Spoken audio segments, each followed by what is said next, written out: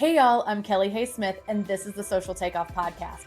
This is where travel advisors come for marketing advice that actually makes sense.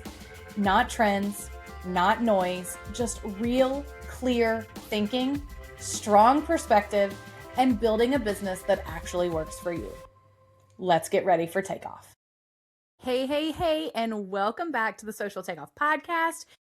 Today is a fun one. We are talking about losing the plot, but actually I'm going to help you take a breath and not have so much on your plate, or at least that's the goal. So we're going to dive in just a second, a little life update. I hope you all will share with me in my DMs what's going on with you. It has been wacky and crazy over here, and I'm learning a lot from things being wacky and crazy. I'm going to explain what I mean. So here I am on Saturday. I'm baking, which is my favorite Saturday, right? Hands in bread dough, that kind of thing. And there's this odd smell coming from downstairs. Come to find out, our septic had backed on up and we had no water for 2 days. So we were not staying at home. It was like a whole thing. And something that, like, as I was getting ready to record this episode today, something that like put into my mind was, when life happens, and it will, like, I didn't see that coming. I had to load up my sourdough dishes and take them to my aunt's house to wash them. Because if you do sourdough, you know, it's like glue and concrete. I would never have done that. Right. But if I am doing all of these things and then life comes up and I have to stop in a second, if I feel like I have to do all these things to make it count, now I'm backed up, I'm overwhelmed, and I don't know what I'm going to do. If I have a really clear plan and something that I can manage even with life, now I have something I can hold on to and just not kill myself and overwhelm myself with. So I really want people to understand today's entire episode is really about the fact that I want to take away from you the fear of not posting enough. So many advisors think that more posts equal more visibility. And that is simply not true. They also think if I disappear, if I don't post for 3 days, then people will forget about me. And I need to tell you that I understand that feeling so much. And I've been there and sometimes continue to be there. But visibility, just being seen, is not helpful if you're not being clear on what we need to talk about. The other thing, let's just go ahead and take this off the plate. We all are thinking about ourselves. If we don't see someone that we watch regularly for several weeks, we may wonder, is everybody okay? But not for a couple days, because it's not top of mind like that about other people like it is ourselves. And so you can kind of take a deep breath and think, they aren't expecting, like, it's okay if I don't show up on my stories today. I want you to, but if life happens, I want you to stop thinking if you don't, you just disappear and go away. The truth is, when you are posting too much, so my point of all of this, posting more makes you lose the plot. And here's what I mean by that. When you stop worrying about when you are worried about posting more and your goal is more posts, you stop worrying about what you say. You'll say anything as long as it's a post, right? We get to the point where we're posting just to post. And this leads to your frustration and your burnout because you always feel like you're running out of things to say. There's two problems there. The first problem is you don't have a solid understanding of what your content schedule and your content calendar need to be. And then the second one is you don't have enough clarity to really focus and be direct on the things that you need to post. So you are just trying to post more to make up for the lack of clarity. And so we need to get to the root of that issue and find out what that looks like. Volume doesn't replace intention. So here's the first thing though, when we post for the sake of posting, my notes are down here today. So that's why I'm looking back and forth. When we post for the sake of posting, it makes people stop listening. This is going to sound not weird. It's going to make sense, but maybe harsh. So I'm really sorry. But people don't listen to someone who's saying nothing. Okay? If you have had children before even in your presence, not necessarily your own. You know all about that 4 or 5-year-old who's just talking about nothing in the back seat. And at some point, even though their little voice is cute and you think what they're saying is hilarious, it's like, say something. Like, just say something, right? Like, I don't know what you're saying. We also hear the joke all the time. This could have been an email for a meeting, right? If we're not putting out substance, like if we're not, and it doesn't have to be deep and thought provoking and like all of this every time, but if it's not relating to something, if it's simply just a picture where it's like churros to the weekend and it's just a picture of churros, what's the point? I mean, at least make somebody laugh, at least connect with someone, relate to someone, share an opinion on something. Don't just post for the sake of posting because you think volume is going to replace your intention. Posting more with a bad strategy is not more helpful. The lack of strategy is not going to be made up for with more posts. And if you aren't doing the things, and we talked about the questions to ask last week, so you can go back and listen to those if you haven't yet. Sorry, I'm yawning. I should have gotten my Alani before I started this. I'm so tired.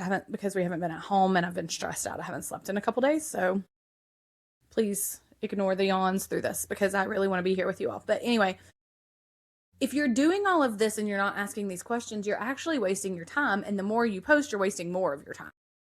I want you to understand that the real issue isn't just consistency, it's quantity, because consistently posting bad content is still bad content. Okay? You've got to be consistent in showing up with a purpose. And that's why this whole month of January, and I know there's one more week in this month of January, this whole month of January has been about making sure that you show up with so much intention and clarity in how you're saying things and connecting with people. Twice a week, if that's all you can manage with good, solid content, is fine. It's better than 5 days of nothingness. You have to consistently show up intentionally. It's going to make a huge shift in your business when you allow yourself to post less and be more intentional. So here's something else that I find happens. And next week we're going to talk about professionalism. And I think we have kind of touched on, oh my God, I'm so sorry.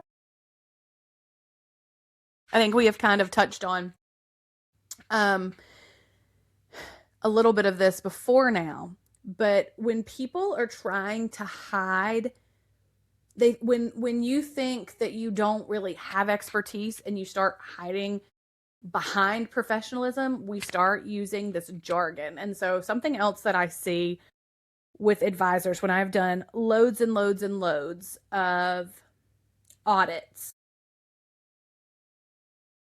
what I will see is that advisors will start maybe throwing in a lot of industry jargon. They will start using the terms that the agents use amongst themselves or suppliers use. And it, number one, makes you feel like more important or overinflated or more expert in what you're doing. It also fills a lot of void when you're not saying a lot. Example, have you ever gone to a doctor's appointment and you sit down with the doctor and the doctor starts telling you all the things that the test results showed, but he says them in medical jargon. So he's talking about, instead of saying redness, he says erythema. And instead of saying, you need to get your gallbladder out, he says cholecystectomy, right? And it feels like you're being talked down to a little bit. It's hard. You don't really know what you're saying. You feel like you have a lot of follow-up questions because you don't understand it. And it kind of maybe feels like he is being self-important rather than talking to you. I've seen some advisors kind of err that way, and it's not on purpose. It's not because they think that they're better than, or they think that they're smarter than.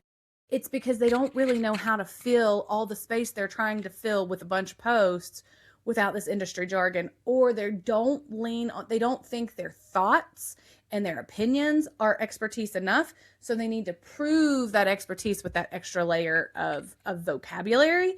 And what it does is it kind of isolates you. It may attract other agents. They may talk about it, but that's not your ideal client. And so we're filling the gap with things that aren't connecting to with our ideal clients. Kind of the point I want to make with this is really, as you are looking at it, my homework assignment for you all today is to look at the amount of time and the amount of posts that you are making, and pay attention to, do I have a purpose for all of this? If I cut back, could I say more in each post? What needs to be happening? And am I filling the gap with things that don't really matter? Am I filling up voided space with things that I shouldn't be saying? So instead of it being a informational post that uses a lot of the industry jargon, and think about it, like when I think about this, I think a lot of Disney travel advisors who are using things like BOG and CRT and all of that stuff, rather than saying be our guests in Cinderella's royal table. Like maybe it's pop, which is against the Disney social media guidelines anyway, but you're not working to gain the attention of someone who knows Disney so like viscerally that they could plan their own trip. You're talking to someone who doesn't and needs your help. And so using those acronyms is setting you apart because they don't know what you're saying. They don't understand what you're talking about. And so we're filling void, and we're trying to build expertise by doing things that actually are causing a rift between us and our ideal client. So one of the things that I really want you to understand is a difference in a content plan and a content calendar. Okay. Content plan is your direction, your goals, insights. This is what you're talking about. These are post topics that are dictated by your goals, that are broken down into a way that you can manage them. And then your schedule is the dates that they come out on, or your calendar, either one. You can call it content schedule or content calendar, either one. But that is the structure, the dates, the organization. You can't create one or the other without the other. These things are not mutually exclusive. You need a content plan. These are the things I'm talking. These are the themes. And when I say themes, I'm going to get real close to the camera. I'm checking to make sure I'm not too close. When I say themes, I don't mean this month I'm talking about Disney Cruise Line. I mean, these are the things I'm going to share about this week or this month. Okay. And that could be my opinions on traveling on a lower budget. It could be my opinions on whatever it is. I can have themes without being like, Monday is Man Crush Monday, and Tuesday is Travel Tip Tuesday, and Wednesday is Where in the World Wednesday, and Thursday is Thirsty Thursday, and Friday is Fun Fact Friday. You don't have to, that's not themes. That's not what I'm talking about. I also am not talking about the fact that you want to focus on one destination. I want you to think about themes in the way of, what are my goals and what themes can I create in content that support these goals? Okay. Your direction, your insight, what calls to action am I pushing them towards this month? Are my two big calls to action going to be join my Facebook group, download my lead magnet, schedule a call? Like, what are those main calls to action I'm talking about this month? And then what are the insights I'm going to push forward based on those goals? Here's what I mean. If this month, in order to meet my goal for the month, for the first quarter, I need to close another 4 Disney cruises in February. So as I'm planning for February content, maybe I am going to share, my opinion on what Disney itineraries are like the absolute best. So it's 3 itineraries I always recommend, and 1 itinerary I always recommend skipping on Disney Cruise Line. Those types of things. So it's insight. 4 questions I ask every Disney cruise client before helping them select their stateroom. 3 extras I don't recommend on Disney Cruise Line unless enter one client. These are opinions. These are how you think. These are guides, right? And it's supporting that goal. But the content calendar becomes the structure. So those 3 ideas that I just spit out, one of them needs to go on the first week of the month. One needs to go on the second week of the month. One needs to go on the third week of the month. I have to determine what my outline is going to look like. How many days a week am I going to post?